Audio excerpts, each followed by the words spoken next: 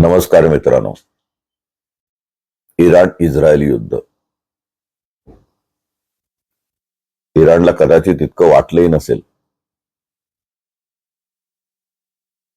की आपल्या युद्धाबद्दल भारतातला प्रत्येक युट्यूबर, प्रत्येक नागरिक, गल्लीबोळातला युद्धनीती तज्ञ, सोकॉल्ड पत्रकार, अनेक चॅनलवाले एवढा विचार करत असतील. खरंच एवढे तज्ञ जर भारतात तयार होत असतील तर भारताला सुवर्णभूमी बांधायला काहीच हरकत नाही. म्हणजे नरेंद्र मोदी यांनी कुठेही खडा फेकावा आणि एक नवीन दोभाल युद्धनीतीवर सल्ला मसलत करून देण्यासाठी त्यांना मिळावा, इतकं ते सगळं सोपं झालंय. बरं, यातला कोणी एआयचा वापर करतोय, कृत्रिम बुद्धिमत्ता वापरतोय असं नाही. सगळ्यांचे मेंदू अगदी ओरिजिनल आहेत, सगळ्यांची मतही स्पष्ट आहेत. काही जण म्हणतात इस्रायल चुकतंय. अगदी मोदी साहेब इस्रायलला भेटले, विमान हद्दीत आलं आणि बॉम्ब सुरू झाले, इथपर्यंत ठोकताळे बांधतायत. काही जण म्हणतात आता बॉम्बे हायला चांगले दिवस येणार, आपणच आपलं तेल इतकं करू की जगाला विकून आपण तिसरी सत्ता स्थापन करू.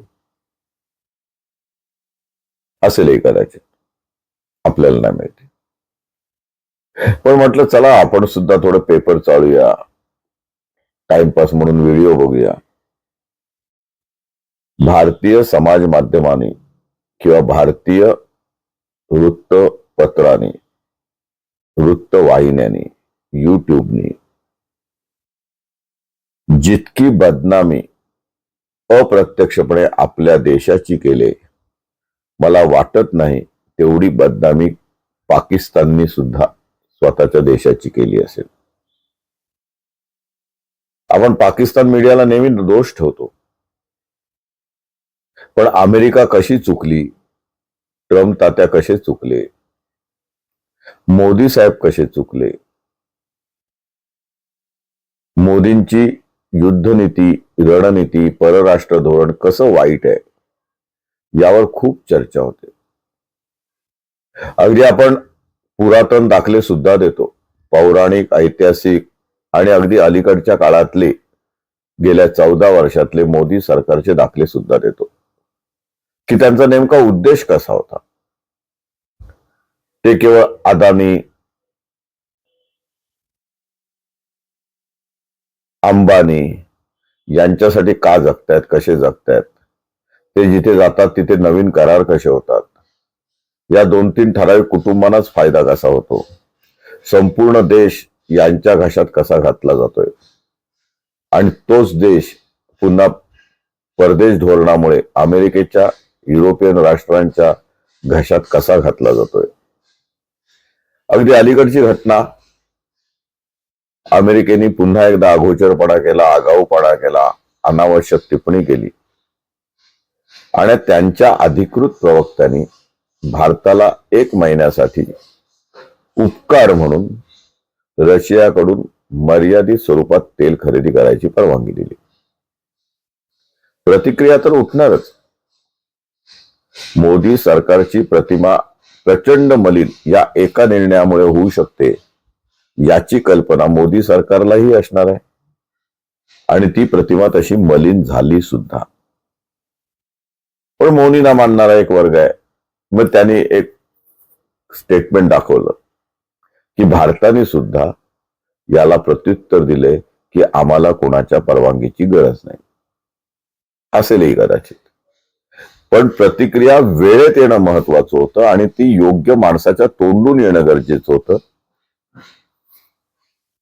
हेच जर आपले खनिज तेल मंत्री जे कोण सिंग आहेत त्यांनी म्हटलं असतं,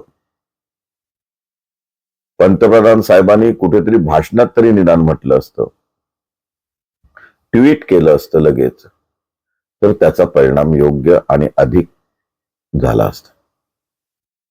यापूर्वी झाले, कर प्रणालीच्या बाबतही झाले, आणि त्या आंतरराष्ट्रीय करारासंदर्भात सुद्धा असंच झालंय. तुमच्याबद्दल गैरसमज पसरवून दिले जात आहेत असं जर तुमचं म्हणणं असेल, राहुल गांधी तुमच्या विरुद्ध जाणीवपूर्वक विष ओकते असं जर म्हणणं असेल, तर तुम्हाला राहुल गांधी विरुद्ध कार्यवाही करायला कोणी थांबवलेलं नाही. तशी कार्यवाही तुम्ही पूर्वी सगळ्यांविरुद्ध केली. आणि जर एकाला कोपऱ्यात घ्यायचं म्हटलं तर मग ममता बॅनर्जी असतील, राहुल गांधी असतील, केजरीवाल असतील, किंवा तुमच्या विरुद्ध जे जे बोलतात त्यांना तुम्ही व्यवस्थित कॉर्नर करू शकता. मीडिया तुमच्या बाजूने आहे असं बोललं जातं आणि ती आहे सुद्धा. कारण मीडियावरनं ज्या पद्धतीने स्तुतीसुमनं उधळली जातात, ज्या पद्धतीने निपक्षपातीप्रमाणे तुमच्यावर टीका केली जात नाही, ज्या पद्धतीने कोणती पत्रकार परिषद न घेता तुमच्या बातम्या कव्हर होतात, ते सर्व बघता जी गोदी मीडिया म्हणजेच मोदी मीडिया म्हटलं जातं, ती मीडिया तुमच्या उपकाराखाली, दबावाखाली, आकर्षणाखाली, प्रेमाखाली आहे असं म्हणायला वावं. मग ती मीडिया सुद्धा गप्प का? बरं, तुमचेच काही भक्त आता स्वतंत्र युट्यूब चॅनल चालवून तुमच्यावर भरपेट टीका करतायत. हे परिवर्तन कसं झालं? आणि त्यांचं हे मतपरिवर्तन होण्यासाठी त्यांनी तुमच्याकडनं कोणत्या अपेक्षा केल्या होत्या की ज्या अपेक्षा भंगामुळे ते आज तुमच्या विरुद्ध बोलत आहेत? आपण जेव्हा भारत तिसरी महाशक्ती होणार, महासत्ता होणार हे बोलतोय, तेव्हा आज आपली अवस्था काय आहे? का आपण अजून तेल निर्मिती योग्य प्रकारे करू शकलो नाही? आसाम असेल, गुजरात असेल, बॉम्बे हाय असेल, मुंबईचा समुद्र असेल, किंवा आणखीन कुठे काही असेल, त्यावर आपण किती खर्च केला? युद्ध सामुग्रीवर स्वसमर्थता दाखवण्यासाठी आपण किती प्रामाणिक प्रयत्न केले?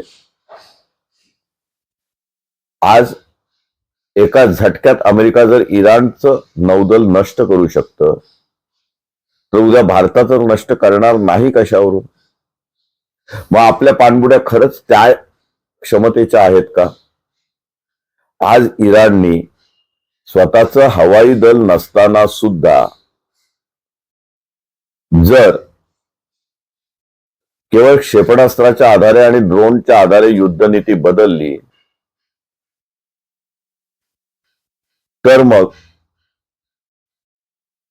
आपण आपली युद्धनीती, युद्ध सामुग्री कधी बदलणार आहोत? की त्याच लाकडी दस्त्याच्या बंदुका घेऊन फिरणार आहोत? चीन, जर्मनी, युरोपियन राष्ट्र, अमेरिकन राष्ट्र, इस्रायल हे सगळे युद्ध सामुग्री नवीन नवीन तंत्रज्ञान आणत असताना खरंच आपण किती पुढे आहोत?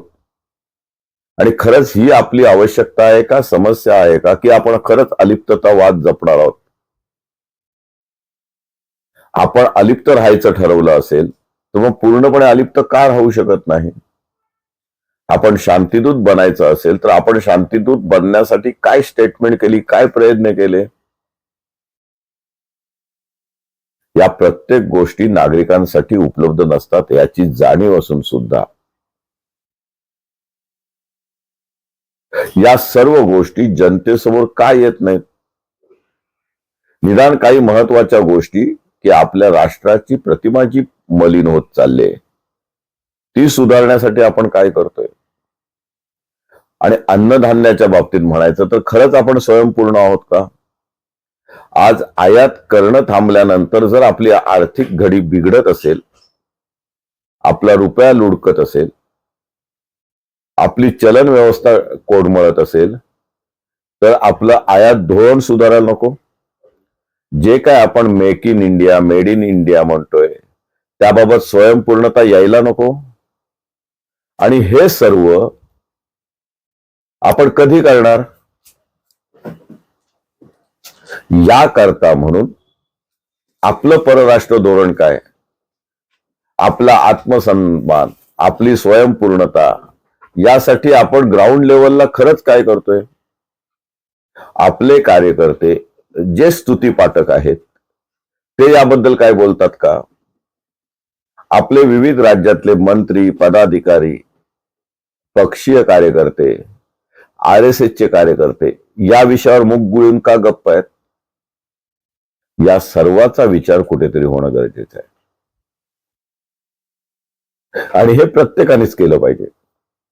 युद्धनीतीवर बोलणं, भारतीय पंतप्रधानावर बोलणं हे जेवढं सोपं आहे तेवढं एवढं मोठं राष्ट्र चालवणं, अनेक पक्षांना सोबत घेऊन चालवणं, अनेक राज्यांचं हित जपणं आणि त्यात विश्वगुरू बनणं हे एवढं सोपं नाही. जे चित्र निर्माण केलंय ते आभासी चित्र निर्माण आहे. याचा फुगा नक्कीच फुटू शकतो. आपल्याकडे सुद्धा लोकक्षम होऊ शकतो.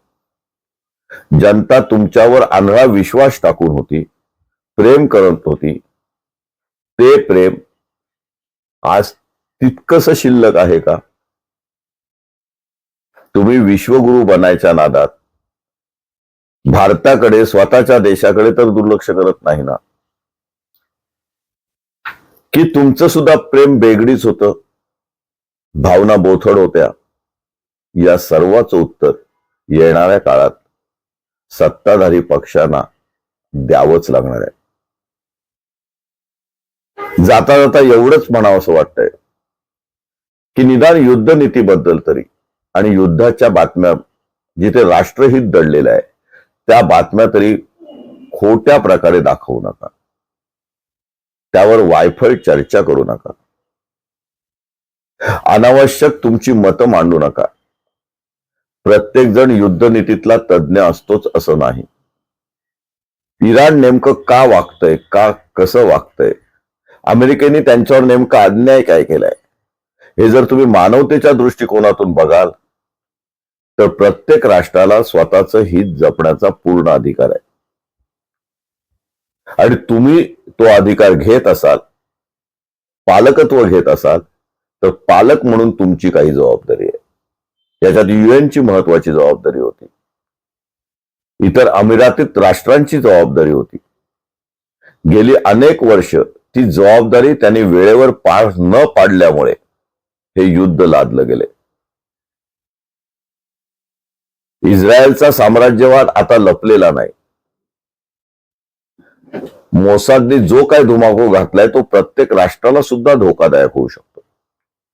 ज्यांच्या ज्यांच्या मनात सीमा वाढवण्याचं आहे ते सर्वच साम्राज्यवादी आहेत असंच म्हणावं लागेल. आणि आज तुमच्याकडे शक्ती आहे म्हणून तुम्ही एखाद्या राष्ट्राला चिरडत असाल, भले तो राष्ट्रप्रमुख वाईट असेल, त्यांनी अत्याचार केले असतील, पण तुम्हाला निर्णय घेण्याचा अधिकार कोणी दिला? आणि तिथल्या सामान्य नागरिकांना, सामान्य इमारतींना नष्ट करण्याचा मक्ता तुम्हाला कोणी दिला? हे सगळे प्रश्न अनुत्तरित राहणार आहेत. ज्याच्या हाती ससा तोच पारधी असं म्हटलं जातं. त्या पद्धतीने ही बलवान राष्ट्र उद्या भारताला सुद्धा गिळायला कमी करणार नाही. तुमची आर्थिक, सामाजिक सगळी घडी बिघडवू शकतात. त्यांच्या हातात पॉवर आहे, सत्ता आहे, पैसा आहे. तुम्ही त्यांच्या पुढे किती वाकायचं, तुम्ही त्यांना किती विकलं जायचं, त्यांचे किती अंकित व्हायचं, हे शेवटी राष्ट्रप्रमुख म्हणून सत्ताधारी पक्ष आणि आपले माननीय पंतप्रधान यांचं कर्तव्य आहे. आज तरी सामान्य माणसाला ते चुकत आहेत असं वाटतंय. आज आपण इथेच थांबूया. जय हिंद, जय महाराष्ट्र.